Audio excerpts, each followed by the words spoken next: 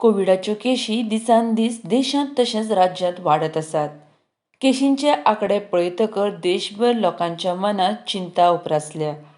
गोंयांतय दिसान दीस वाडपी दुयेंतींचो आंकडो चिंतेचो कारण थारला। शुक्रारा गोंयांत 927 कोरोनाचे नवे दुयेंती सांपडल्यात, जाल्यार 6 जाणांक मरण आयलां।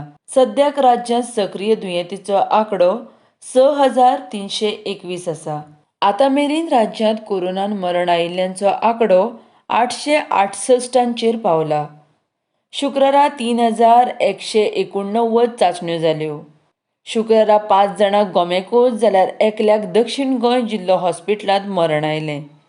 हातूंतल्या 2 जाणांक हॉस्पिटलांत दाखल केल्या उपरांत 6 वरां भितर मरण आयलां।